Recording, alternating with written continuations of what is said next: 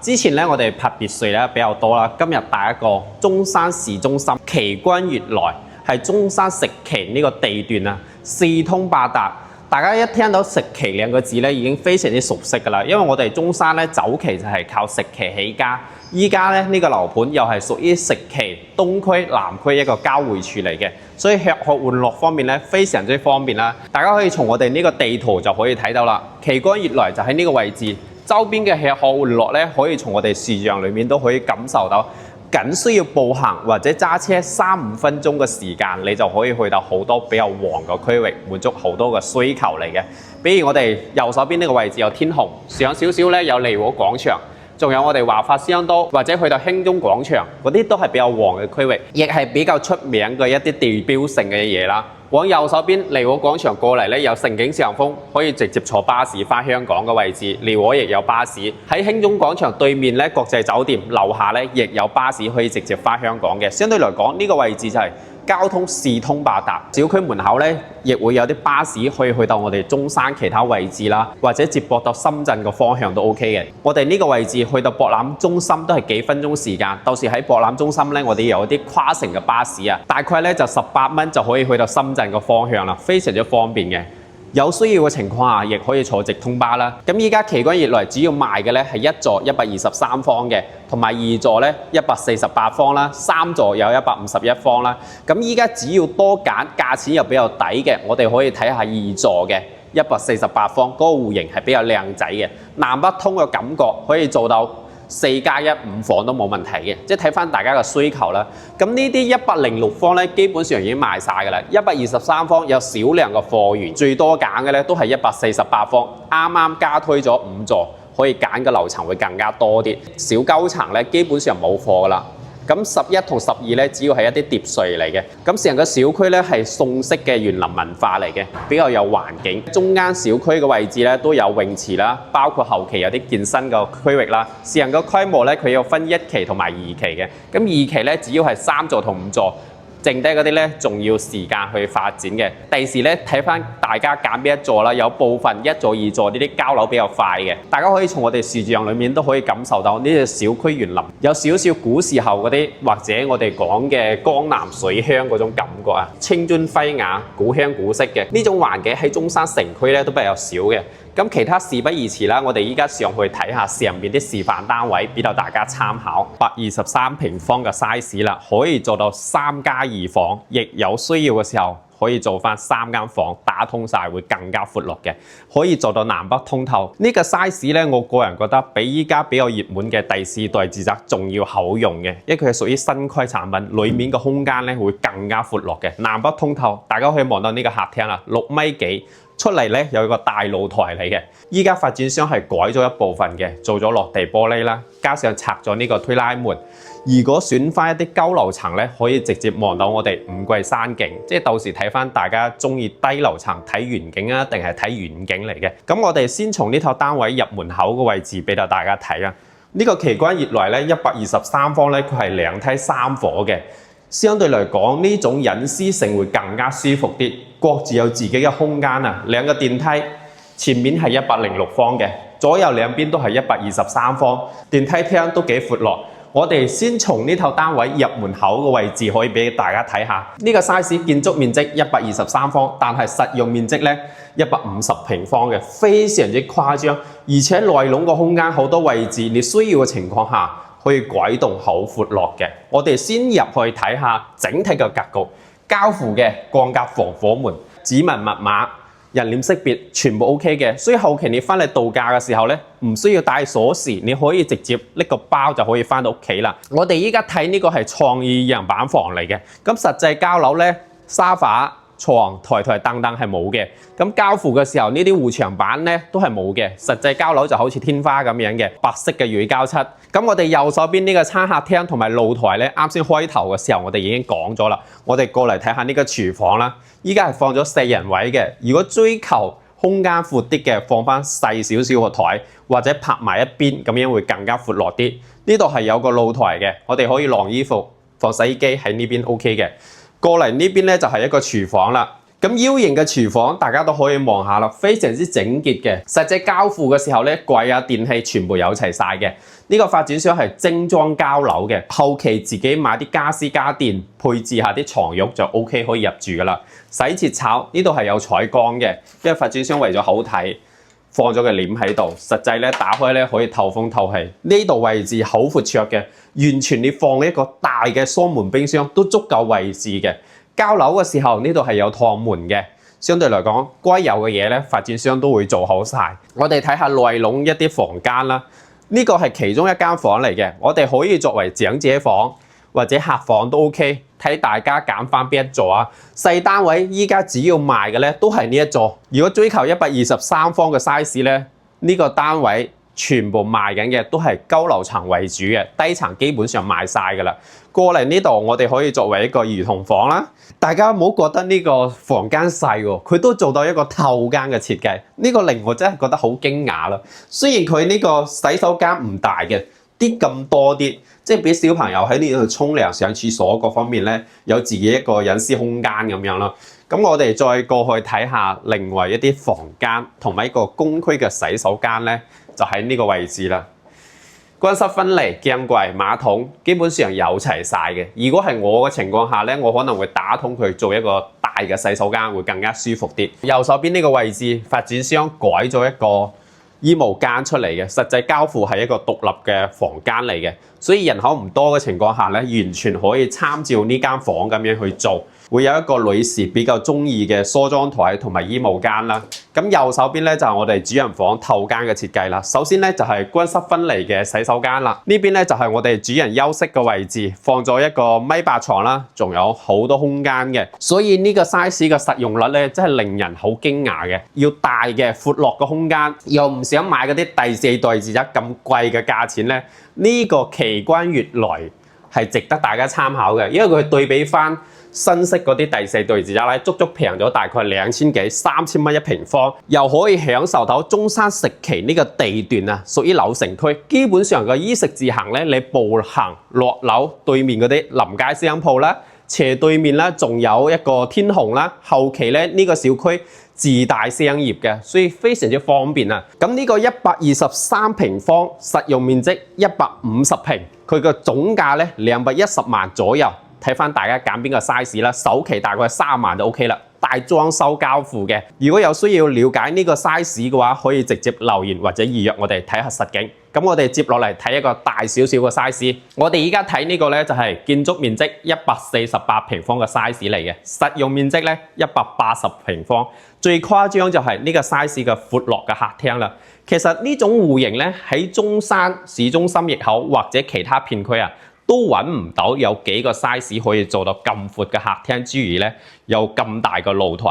目前最熱門嘅第4代住宅都未必可以做到咁闊。當然交樓嘅時候咧，我哋依家睇呢個庭院同埋呢個露台出邊嘅風窗咧，實際嘅時候係一個鐵護欄嚟嘅。交樓嘅時候呢度就係一個雙層隔音玻璃一個推拉門嚟嘅。整體嘅環境，大家可以從我哋視像裏面睇啦。呢個 size 大概270萬左右 OK 啦。咁呢個 size 除咗客廳闊之餘，大家可以望下我哋呢個餐廳嘅位置啦，比較闊落嘅，可以坐5、6個人啊、7、8個人啊，睇翻需求嘅。餐廳過嚟呢個位置咧，就係我哋啱先講嘅一個廚房啦。佢上邊啲電器啊，到時全部有齊晒俾你，包括一個趟門。打開窗戶之後咧，就可以達到南北通嘅啦。我哋右手邊呢個位置仲有一個可以作為洗衣服或者打通佢做翻一個封閉式嘅，會更加舒服啲。當然睇翻每個人需求啦，個人嘅興趣唔同嘅。咁當時發展商交付嘅時候咧，就一個趟門嚟嘅。到時我哋插翻啲片俾到大家睇。咁過嚟呢個位置咧，依家發展商係改咗一個飲嘢個區域啦。咁交樓嘅時候，呢度就係一間房嚟嘅。如果全部打通晒咧，會更加舒服。我哋先從入門口個位置開始俾到大家欣賞啦。佢係做到專梯專戶嘅。呢個位置咧就係我哋日常翻屋企嘅正門啦。電梯直接翻嚟咧有個電梯位。咁後期呢度位置咧就睇翻個人點去用呢個空間啦。做咗一個雙開門，然後咧就係我哋講嘅光格防火門啦，指紋密碼、人臉識別全部 OK 晒嘅。入嚟左邊咧仲係一個細嘅透間房，只要係乾濕分離啊、仲可以放個米5床或者米8床都 OK。我哋左手邊咧仲可以裝到衣櫃嘅，上邊天花吊頂到時會做好晒噶啦。呢度仲有窗戶嘅，因為為咗好睇啦，放咗個簾喺呢度嘅。所以後期咧自己都有需求嘅話，都可以咁樣做。我哋睇埋另外幾個房間啦。其實呢個 size 咧最靚仔就係客廳同露台，加上主人房個空間咧比較闊落嘅。對比翻依家食期賣緊幾個單位裏面，呢個 size 會更加好用啲嘅。我哋先睇左手邊呢個公區嘅洗手間，乾濕分離啊、鏡櫃呢啲嘢全部有齊晒噶啦。到時呢啲趟門啊、花灑啊，全部做好晒嘅。咁右手邊呢個位置仲有間客房仔，因為呢度位置啊燈我冇開到喺邊個位置，可能會有少少暗啊。但係我哋打開窗簾之後，大家可以望下喺冇開燈嘅情況下，光線都非常之充足嘅。依家係放咗個米5床啦，左手邊仲有好闊個空間，完全足夠打一個大衣櫃嘅。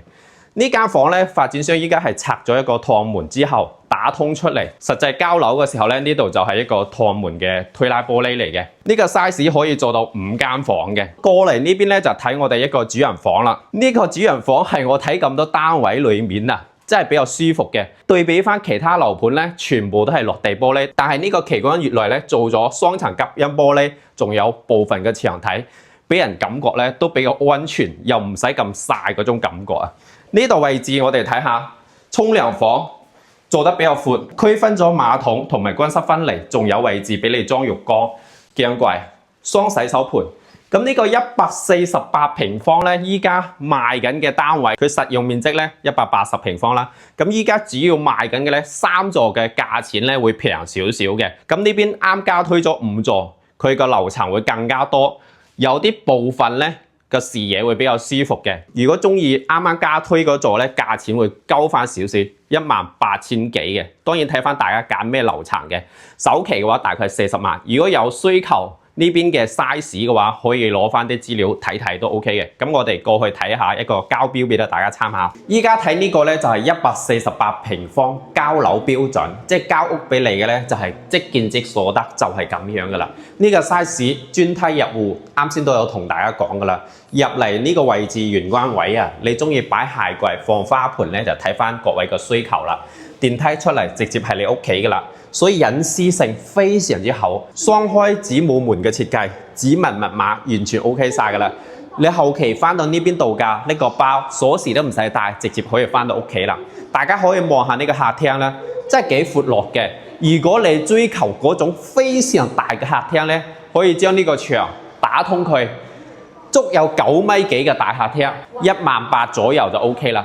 加推嗰座咧會稍微貴少少，而且呢一座交樓時間比較快啊。闊落嘅客廳出嚟望下呢個露台啦，呢個就係交付標準嘅露台啦。當我哋望到呢個交樓標準嘅露台，清湯寡水或者化咗妝擺咗嘢嘅咧，真係靚仔好多嘅。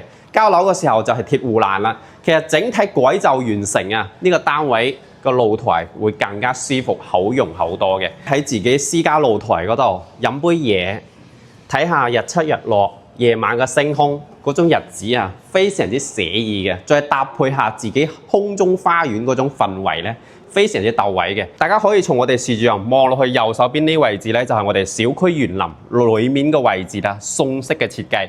再過去嗰啲咧就係一個疊墅嚟嘅。如果後期有需要嘅話，都可以關注下呢邊嘅疊墅，因為我哋今日睇呢個地段咧非常 OK 嘅。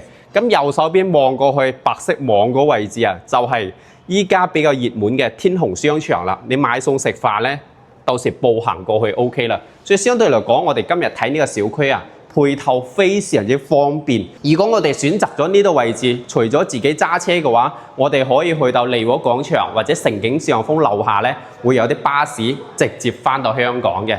過嚟呢度就屬於餐廳嘅位置啦。相對嚟講，餐廳嘅空間咧就冇想象中咁大啦。我哋放翻張圓台或者方台咧，幾個人食飯 OK 嘅。我哋今日睇呢個，雖然房間咧可以做到4-5間房嘅，左手邊係其中一間房，比較精緻型嘅。我哋亦可以作為書房啊，或者打通晒做一個吧台飲茶嘅區域，可以將間屋做到南北通透咁樣格局都 OK 嘅。當然呢個咧就睇翻大家屋企人口多定少啦。咁我哋再過嚟呢個位置咧，就係一個廚房位置嚟嘅。上邊啲櫥櫃電器全部有齊晒噶啦。出邊咧仲有個位置，你可以晾衣服啊、曬衫啊，可以喺呢個位置全部 OK 晒嘅。如果你擔心啲水撇入嚟咧，自己封翻窗戶就 OK 啦。當然我個人比較追求呢種南北通，即係個口風個感覺啊。封咗玻璃之後咧，嗰種空間感有少少出入㗎啦。咁我哋再入去睇下啲房間啦。首先我哋睇到左手邊有個公區嘅洗手間，乾濕分離嗰啲已經全部做好晒㗎啦。好精緻，空間而且一啲都唔細啊！咁呢啲鏡櫃馬桶全部有齊晒㗎啦。公區洗手間過嚟之後咧，就係另外一間房啦，可以作為客房、長者房 OK， 亦可以連通出邊嘅露台嘅。有需要嘅情況下咧，人口唔多嘅情況下，我哋可以將呢個牆啊打通佢，做一個更加大嘅客廳都 OK。仲有呢邊嘅設計咧，令人咧真係會比較舒服嘅。你睇下。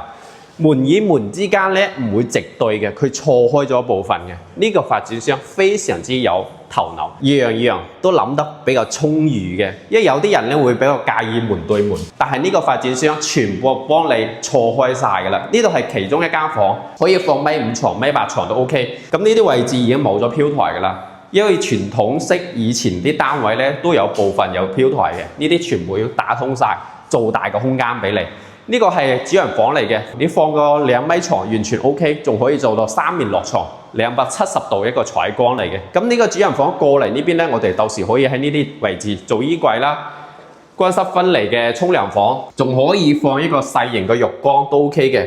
咁啊，呢啲係交付標準嚟嘅，即係第時如果你買咗呢個 size 咧，就係呢種類型一個交付一個情況啦。奇觀悅來呢邊咧，我哋基本上睇完啦。其實佢最細嘅 size 咧係106方嘅，但係106方已經賣晒㗎啦，冇樓層揀㗎啦。如果你要選擇呢個區呢個樓盤嘅情況下咧，依家主要賣緊咧123方同埋呢個148方。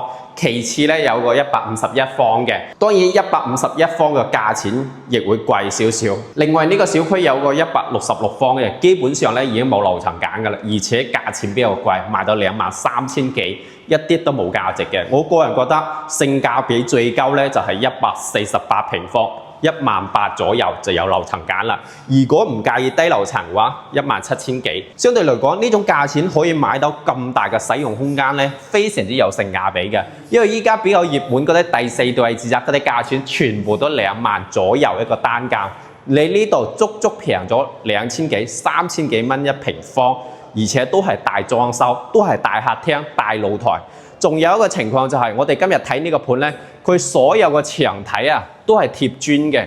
貼磚嘅好處就係，無論風吹日曬，過咗5年、10年咧，佢一樣係咁樣嘅顏色嘅，非常之乾淨。即係後期如果維護都係水沖沖嘅，都可以保持得好靚仔㗎啦。我哋今日睇呢個樓盤嘅地段咧，非常之方便，屬於中山樓城區啦。呢個樓盤我最欣賞嘅就係佢地段。其實買樓咧，一定係買地段同埋買配套嘅，既可以保值，亦可以達到升值。無論點樣，經過歲月痕跡咧，始終市中心或者配套比較好嘅地方咧，佢一直係比較有優勢。無論你放盤亦好，後期出租或者自己住咧，都係唔錯嘅選擇嘅。加上呢個位置嘅交通都非常 OK 嘅，小區門口出去咧就係我哋博愛路啦、南外環啦，貫穿南北嘅，一腳油門就可以接駁到好多位置噶啦。或者有需要上高速去到其他城市，或者翻深圳啦、落珠海去到港珠澳大橋啊，都比較 OK 嘅。喺我哋呢個位置揸車過去港珠澳大橋，應該大概係50分鐘左右 OK 啦，去到深圳都係50分鐘左右 OK 啦，所以相對嚟講1小時生活圈滿足好多人嘅幻想啦。配套啱先都有同大家講啊，小區後期自帶商業嘅，咁現成嘅商業咧望過去白色網嘅位置就天虹啦，吃喝玩樂可以步行過去。咁需要旺少少嘅話，我哋往前走少少咧，又有華發商都啦、利和廣場啦，你吃喝玩樂一啲都唔使擔心。如果需要公園嘅情況下咧，我哋呢個小區步行過去咧就有樹木園公園，或者揸車幾分鐘咧去金鐘湖公園。咁如果有邊啲位置需要補充嘅朋友，可以直接留言我。講得太過激動咧，忘記咗一間房，我哋依家過去補充翻俾到大家啦。其實喺入門口，我哋左手邊呢個位置啊，仲有一個透間房嚟嘅。我哋可以作為一個長者房或者小朋友房都 OK， 透間嘅設計嚟嘅。